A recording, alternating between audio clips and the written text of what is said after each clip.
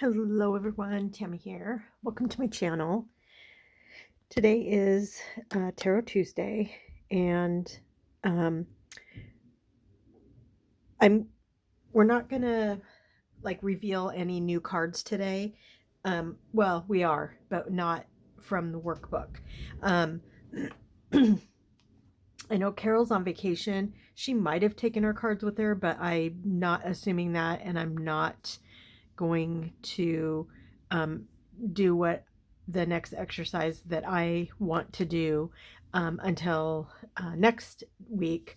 When I'm not sure if she'll be back next week, but I know she'll be back soon after that. But what I have done is I have reread from the very beginning of the book because I started reading this book a couple years ago, and so I really wanted to refresh myself.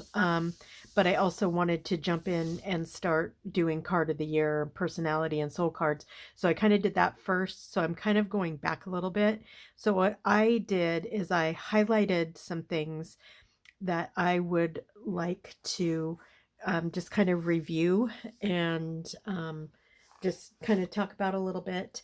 And then I had two of my subscribers kind of talked about their cards, and um, you know, there's a little bit of confusion over interpretation. So I would like to review those. So that's what I have planned. And I do need to apologize. Two things. The workers are here. They're working on the floor and they're making a lot of noise.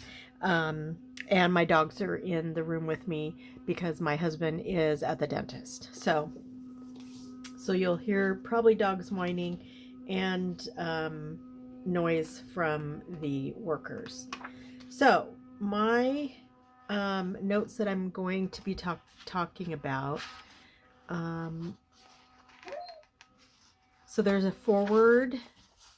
There's a preface to the 35th anniversary edition, which is the one I have. And then there's the original preface. Yeah, I can talk. So that's what I'm going to read from that. So I'm going to talk. This is specifically about using this book and learning tarot for yourself, how she describes it in this book. Um, and that is what the whole point of me doing this is because I want to learn tarot for myself.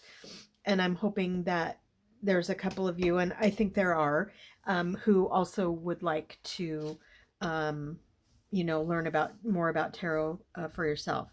So, so I'm just going to read some highlights from the book and maybe comment on them a little bit. So this book, like I said, it's her request is that you use it to establish your own relationship with the cards and to create life affirming changes that you choose for yourself. So, if you're thinking about something, a big decision, learning the card about tarot and then turning to the cards to help you make decisions is kind of what this is about. And then I highly recommend that you keep a journal. My journal. I've already made some notes that I'm not sharing because they're personal, and but I think I think if you take notes on each card and kind of do some reflecting, if you're older like me, you can reflect on your past. If you're still young, you can say, how is this going to help me in the future? Just observations mostly. You're not trying to solve world problems. You're just kind of making observations.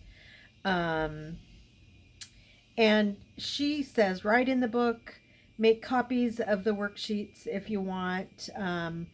There, there are lots of rules that she talks about with tarot, but she also says that rules are made to be broken. So, and that's kind of my attitude when I have been looking at cards. I do find the um, explanations helpful, but equally as helpful, if maybe not even a little bit more, is my own intuition about the card and what I'm seeing and feeling from it when I see it, based on the question or the issue or whatever it is that I am trying to figure out. Um, and let's see. In using tarot for yourself, I find that an attitude of sacred play serves well, since tarot began, after all, as a game. So, if you aren't sure if you're doing something right, then do whatever makes sense to you, and then later on you can evaluate the results. If you want to wrap your cards, wrap them. I like to keep mine in pouches that I purchased this one.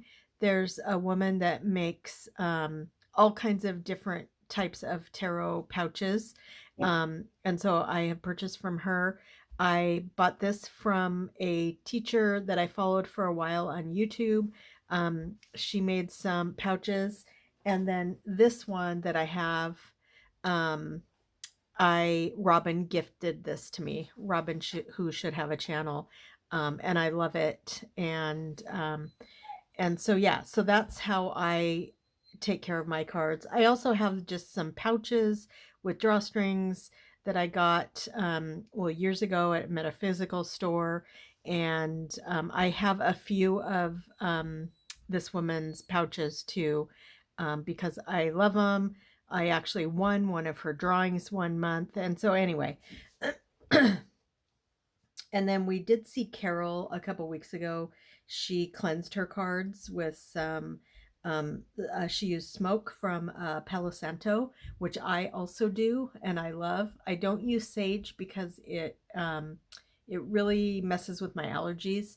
But Palo Santo is very clean and fresh smelling, and I love it, and it doesn't bother me. I have also just used incense. I like Nag Champa is my favorite, and so I have used that before.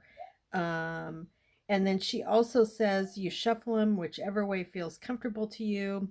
And when we get to the part where we're shuffling, I'll share how I have always chosen and shuffled my cards, which might be a little different from other people that you've seen. And then she also talks about rules again. She kind of sees them like recipes in a cookbook, and to follow them when trying out something for the first time, and then modify them to suit your taste or your intuition, and you know, just like you would a recipe. And and then it's also important, like I've kind of been showing. So I'm working with the Green Witch Tarot kind of separate from you all, because I don't want to confuse everyone.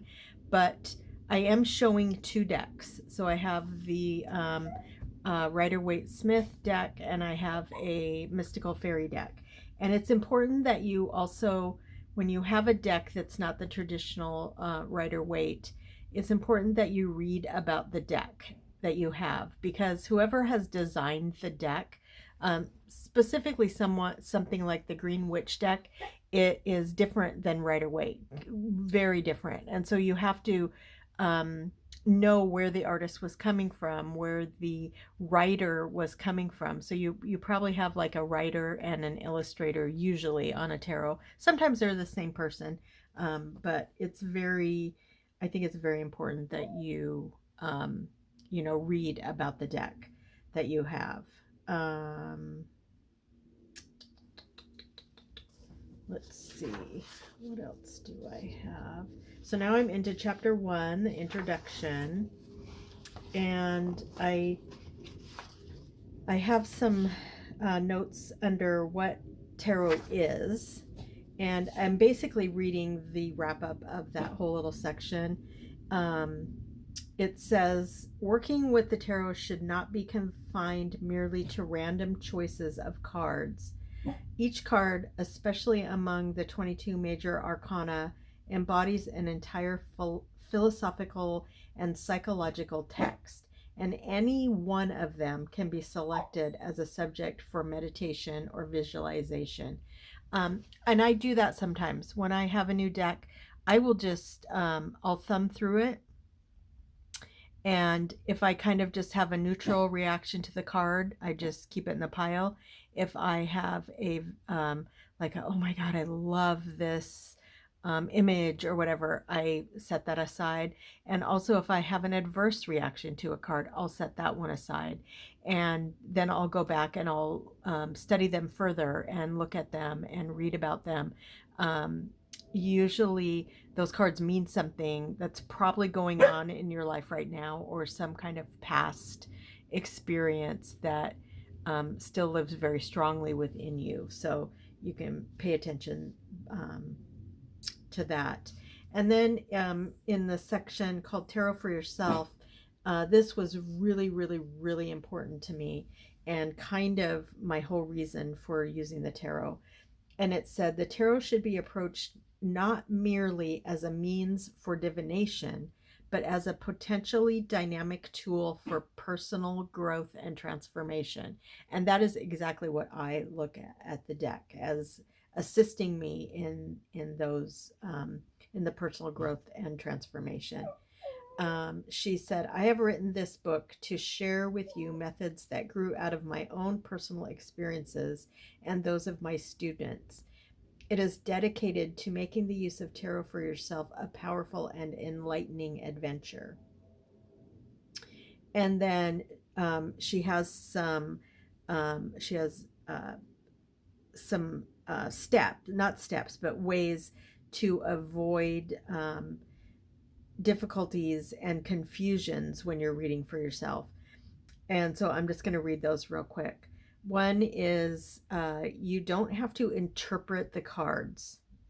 Do a reading as part of a journal entry and simply observe how the card relates to what you have written. Love that. Tape record your self readings and explain everything out loud, just as though you were reading for someone else. Spend time with one reading. Look at it from several points of view. Leave it out on your dresser. Look at it.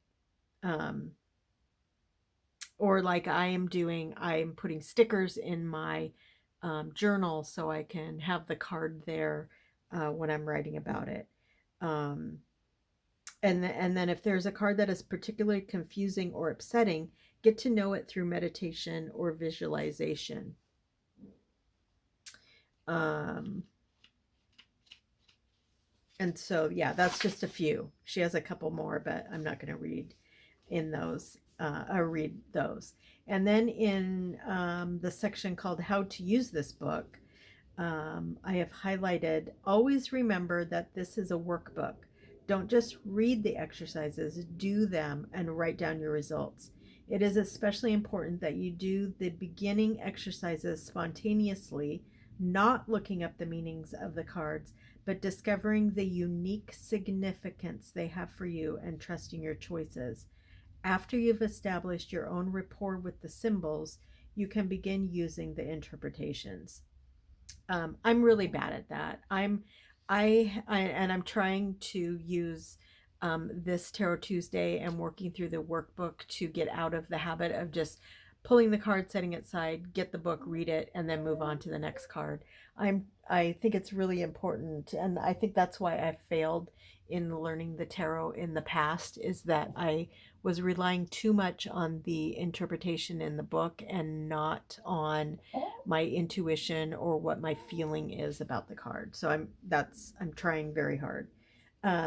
Use this book as a place to record not only the results of the exercises, but your own personal growth, the insights, thoughts, and experiences that occur as a result of your work and meditations. It is important at all times to be uninhibited and spontaneous in your writing. You do not have to show your work to anyone unless you wish to. And then to help develop the intuition, she says, always write down your impressions and images spontaneously. Write down even those ideas you started to reject. Don't censor your thoughts. if you write something that seems to be wrong at the time, put a single line through it so it can still be read. You may see that comment in a different light in retrospect. So that's that. Yep, that's it. And then there's kind of a wrap up. She says of the developing your intuition. She says if writing is not enjoyable or appropriate for you, try tapping your impressions. Try taping your impressions using the same ground rules as above, or verbalize your impressions to a partner. You can even act out the majority of these exercises or find some other artistic means of expression. For me, collage would be really interesting to, if I was having a hard time with one of the cards, or not even a hard time, but if it's a challenge for me to remember certain things about the card, I think doing a collage would be really helpful. The important thing is to express and objectify your intuitive awareness so that by becoming conscious, your behavior patterns will be free to change them. Okay, so then it moves on with getting acquainted with the cards, which is that's just something that you're going to need to read. And then there's a set of questions that says, what is tarot? Write down your own definition as if you're explaining it to a friend. What do you feel is the purpose of the tarot cards? What do you want to learn from the tarot? What are you hoping to gain from this workbook? So that's kind of fun. And then it goes into your personality and soul cards, which we did last week. So that's what I'm going to do now. So I'm going to take my Green Witch deck off the table because I'm not doing any new cards for myself. But I am going to do a couple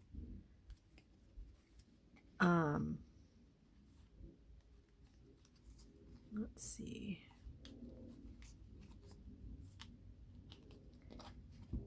So far we're only working with the major arcana, so I'm going to just pull those out.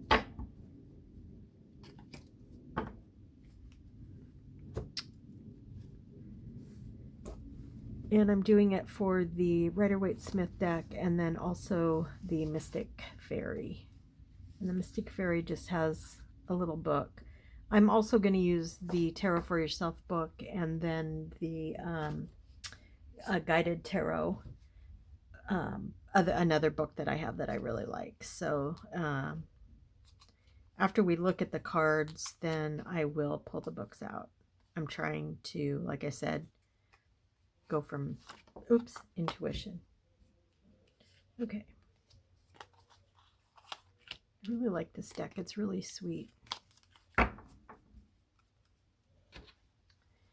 Okay, so the first card we're going to look at is number 4, the Emperor. And I'm actually going to get my little gel pen out to write some things on the card because I find that helpful for me.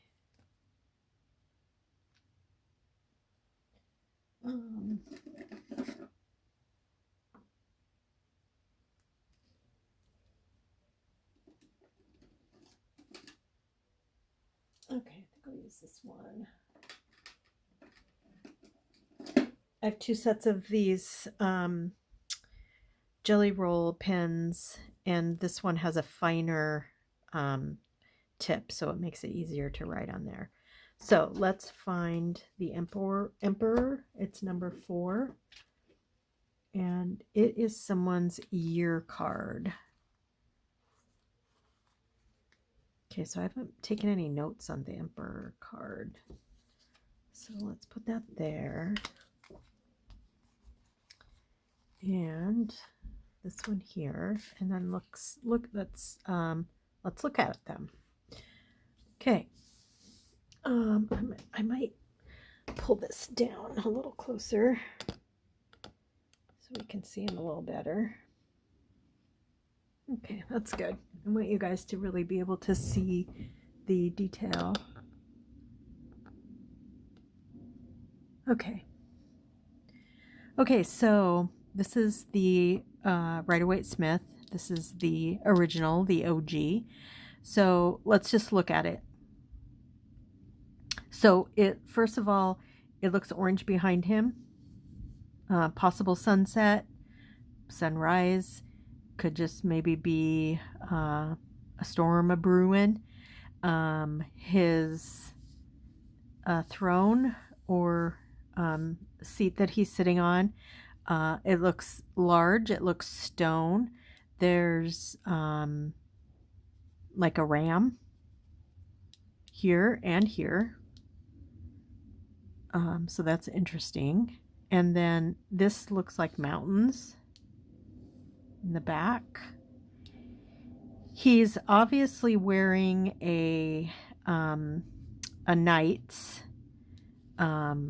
uniform, but it's covered with a robe, and he has a crown, and he's holding a scepter. Is that what you call that? And oh, he's holding something in his hand here. Not sure. It's yellow, but I'm not sure what that is supposed to represent. So we will look that up. So he definitely is male. He definitely looks like he's in a position of power. He also looks to me a little intimidating, but we'll see. And then on the Mystic Fairy, very similar. He is sitting on a stone throne. He's actually wearing or is part goat or ram with the curly horns there. He's also wearing a crown. The crown is made of leaves and greenery, which I think is really pretty. He is not wearing a knight's suit, but he definitely has he has a robe and then a cape and his fairy wings, and he's holding a shield instead of a scepter. And this looks like an eagle on there. And he does not have mountains behind him, but there's part of a tree, and it looks like daylight behind him. So let's look at the Tarot for Yourself book, number 4. It says father figure, the animus, the boss, the king, a male influence or your inner male, a benevolent dictator and the security that comes under his rule, an executive familiar with power, established leadership, ambition to reach the pinnacle of success. And that's kind of like what I was saying, just getting a look at him. He does feel like he's in power. He to me seems a little intimidating. This one, while he also looks powerful and a little intimidating, he looks a little more approachable to me. And I think it's because he's leaning forward and he has, his arms on his knees. And so to me, that leaning forward is a little more approachable and friendly. I'm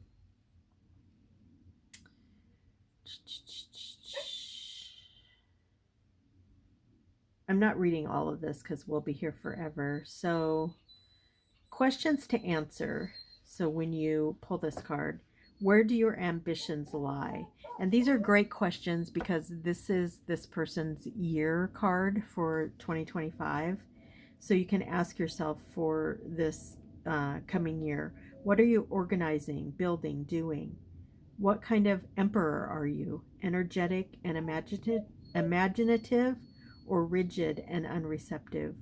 Who is establishing guidelines, parameters, and structures in your life? Who has the power and authority, and how is it being used? And then this one I like, something I like about this Tarot for Yourself is they give an affirmation for each one. And this one says, I have the power and discipline to achieve my highest ambition. Okay, so that's the Emperor.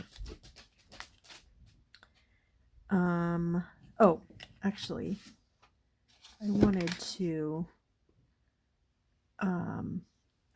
look at the Mystic Fairy and see what they have to say.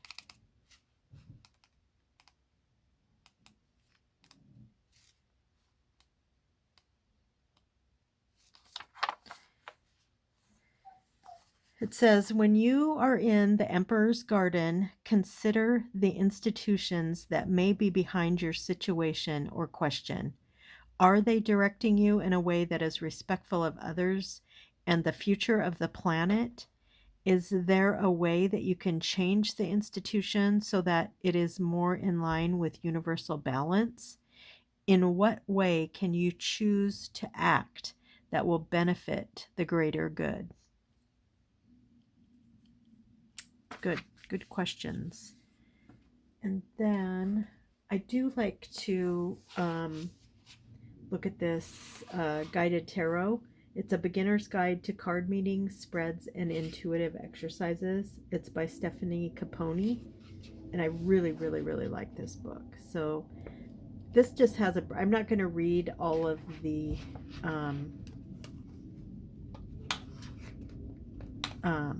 explanations and things, but I do like along the side here they have like one word meanings. So the upright meaning is inspired action, personal power. Obviously the numerology is 4, and 4 is stability and structure, and this card is ruled by Aries, individuality, personal power. And what it says is the Emperor sits on his heavy throne, clad in armor beneath his robes. He is grounded yet ready for action at all times. So I like that. Okay. So then this person's next card, they have their personality and soul cards are the same. And that is number 5, the Hierophant, which is what we have here.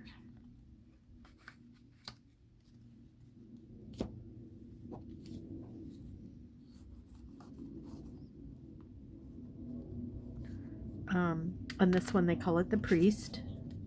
A Hierophant and a priest are the same thing. So here we have the priest sitting on a much smaller chair. He has a very large crown. He has 2 pillars on either side of him.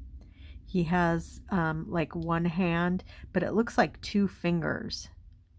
So I'm interested about that, pointing like up.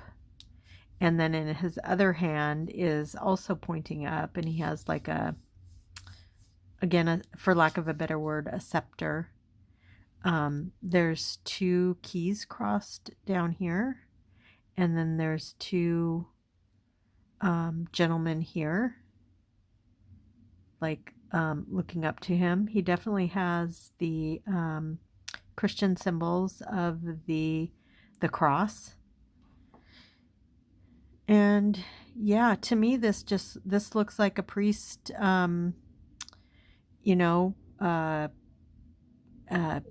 performing. They could be performing a ritual.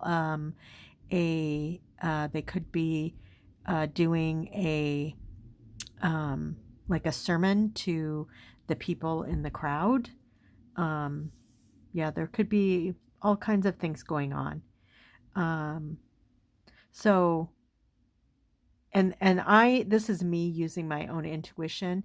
The person whose personality and soul card this is, they're going to have to do their own, but I'm guessing if this were my soul and personality card, I would feel like I have a extremely full spiritual life. Um, I would feel like my spirituality is extremely important to me, and yeah, I just and that's all I can come up with right now. If I were to journal, I'm sure I'd come up with a lot more. So, if this is your personality and soul card, that's what I would do. I would really meditate on this and see, maybe you are active in your spiritual community somehow. Maybe you just always are attracted to, um, you know, that kind of spirituality, no matter what it is. It doesn't have to be organized religion. It could be, you know, um, the spirituality of you connected to the earth and or even the heavens and yeah, there's a lot going on. And so then this one is the priest. um, I do like these cards because they're set like outside and they're very naturey, and I really like that. And again, he has the two fingers, so that definitely means something. He is holding like a crystal ball. Um, he's wearing a mask and also a very intricate crown of, it looks like greenery, feathers, um, branches from trees. He's got some oak and acorn over here behind him. To me, that means like harvest and plentifulness, if that's a word. He's barefoot, does have some robes on. Um, yeah, that's very cool. So then let's see what the tarot for yourself has to say.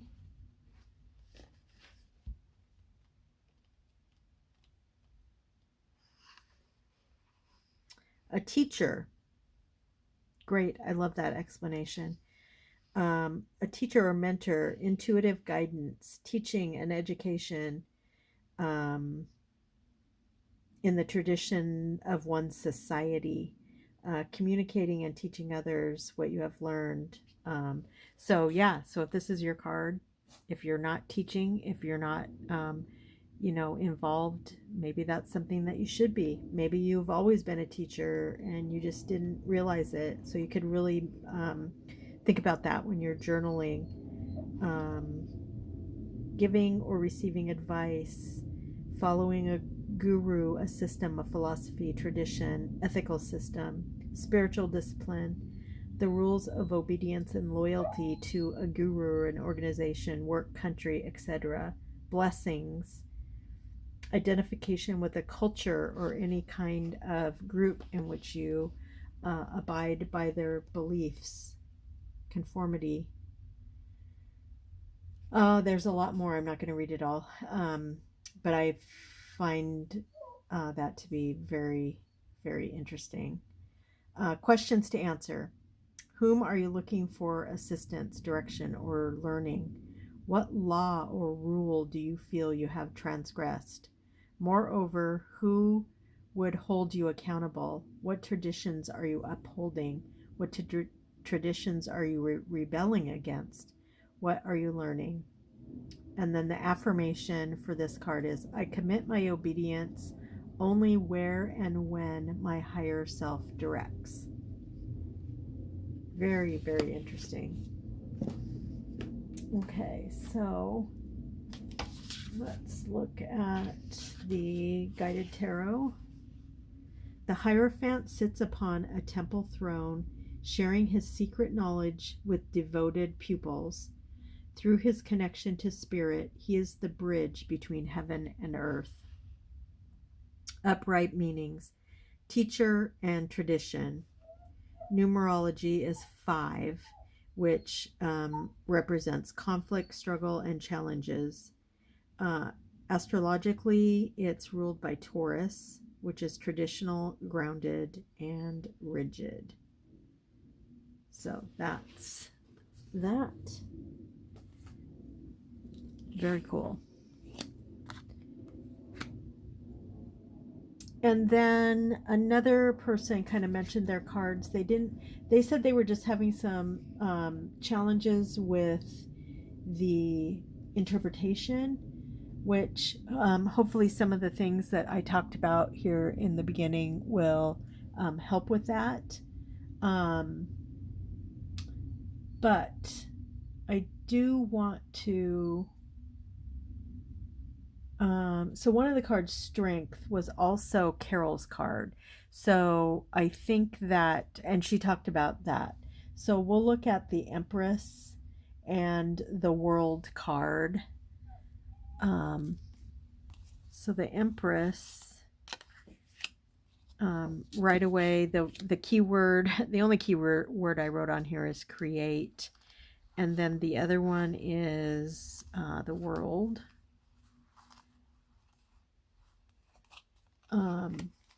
So the World is personality and the Empress is the soul. So let's look at these.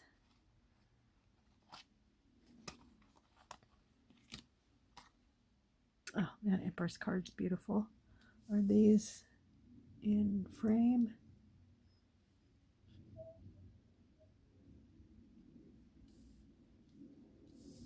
And then the World.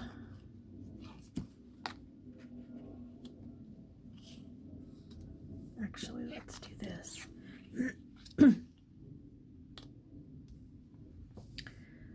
Okay, so the World is their personality card. The World represents the end of the journey. So the Fool is the person starting out, brand new, just learning. Um, they're foolish to the ways of the world. They don't understand, and they go through all of the major arcana to land at the World. So here we have a image of a woman.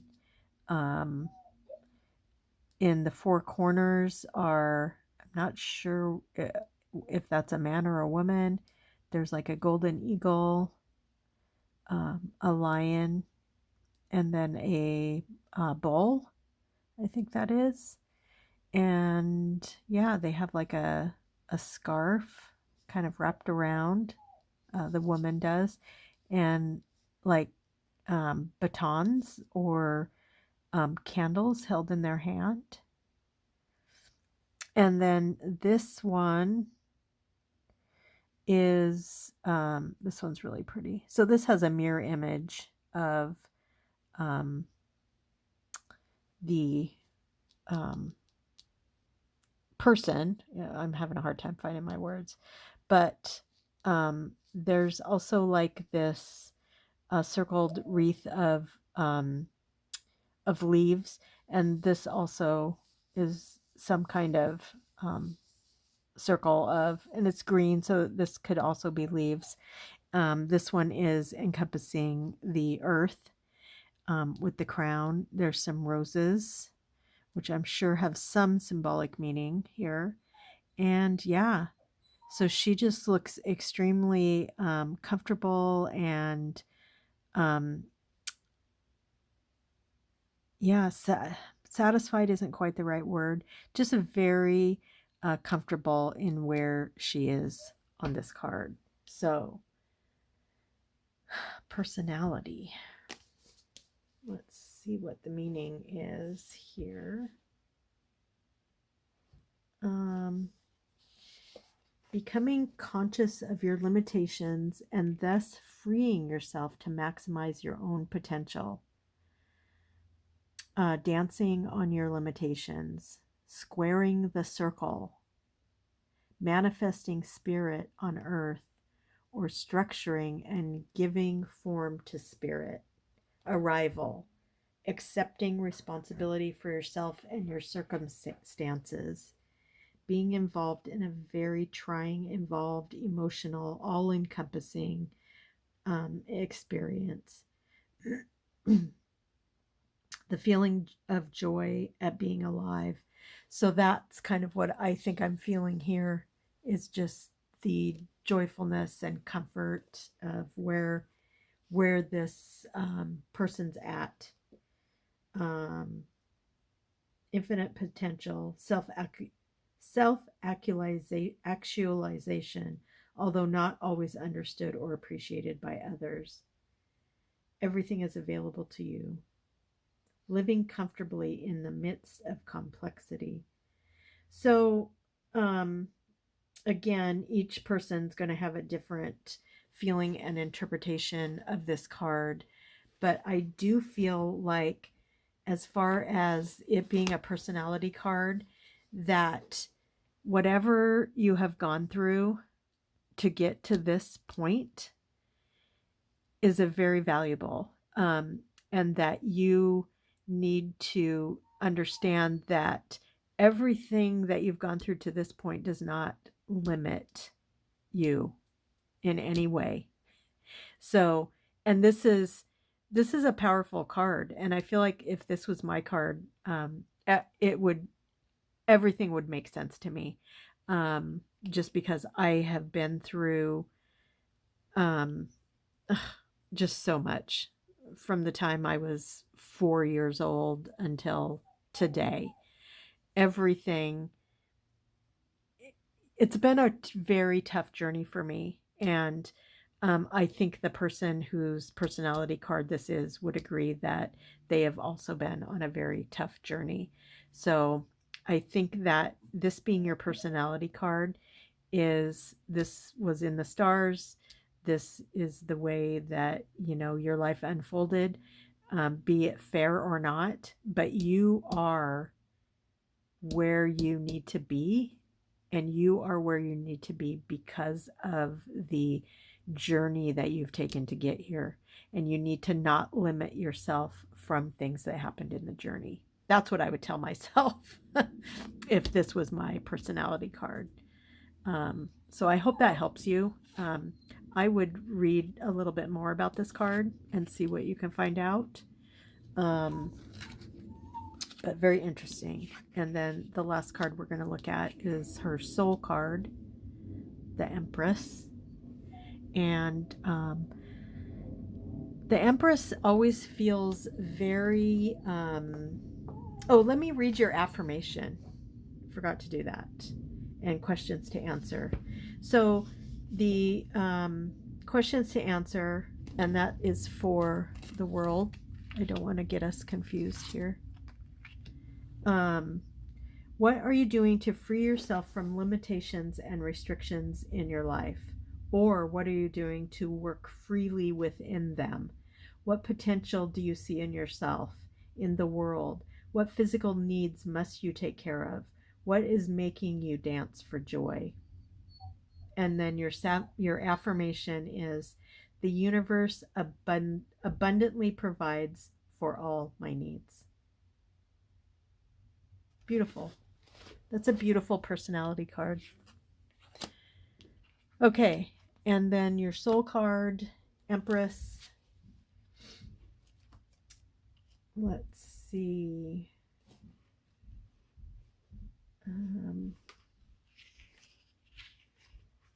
Oops, I went too far.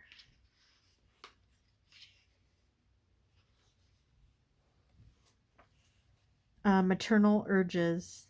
Your mother or another woman in your life who is nurturing and mothering. Mother Earth, grounding your energy. And you know what? I just remembered that I forgot to evaluate the cards before I start reading the description. So, yeah, the Empress. So she is sitting out in a garden. We got a stream running through here. We have some wheat out here. She's sitting very comfortably on a beautiful chair with a nice fluffy pillow. She's wearing a crown of stars. She has a scepter. She's wearing a gown. I happen to know that these are persimmons. Is that how you say it? That um I think they're persimmons. That doesn't sound right to me. Anyway, um yeah,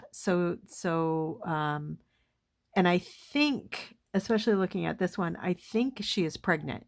So I can't remember off the top of my head, but I think um that's the empress. So the mother.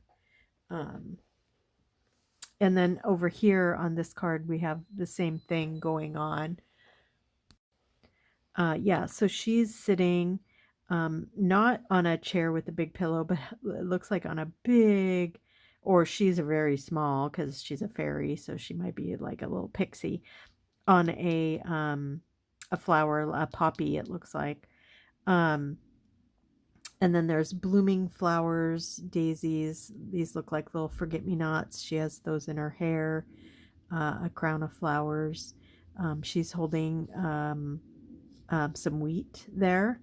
So the harvest, she does look pregnant. They both look very just comfortable and, um, you know, just just hanging out. So then let's read the explanation. So maternal urges, and I already read that. Artistic and aesthetic inspiration through a woman, a flow of creative thought and action, but often undisciplined and in need of pruning and organization. Fertility, making new combinations, a desire to give birth to something remarkable. Awareness of your own sense of beauty and grace, attraction and charm, seeing the abundance and harmony in everything around you. Prosperity, attention to the body, the senses, the promotion of good health for growth and well being. Um, that's very, very nice. So, questions to answer. How are you nurturing and mothering quality? How are your nurturing and mothering qualities being used right now? What creative projects are growing and developing? What are you attracting to you? Who is inspiring and nurturing you? Are you indulging your senses? And so the affirmation is, I am a fertile garden in which creativity can be nurtured to fruition. So, as far as your soul card, and I know because you're on, crafty, artistic YouTube, you subscribe to those, that you have a very creative soul, that you, um, yeah, that's, I think this card is, and I know that you have a child that you are nurturing and have nurtured and are helping through, tough times, and yeah, so you should definitely meditate a little bit on these two cards, and yeah, just see what meaning they have for you. They could have a totally different meaning for me, obviously. That's why we're doing the whole tarot for yourself. Um, so yeah, and let me know if either of you have any questions. And that's all I have for today. We've gone really long. I apologize. Hopefully you can look at this video on double speed, and it goes by faster. But yes, so that's what we have for Tarot Tuesday. I hope some of it was helpful. I hope that for those of you that are playing along, you got something out of seeing other people's cards and what they mean. And yeah, I hope you have a great week. You know, uh, kind of working your way through these, doing, like I said, doing some meditating, doing some journaling about your cards. And next week we'll be talking about zodiac cards and a couple of other cards um, that we can add to our list. So that's it. I hope you have a great day. Remember to be good to yourself, be kind to each other, and I'll talk to you soon. Bye.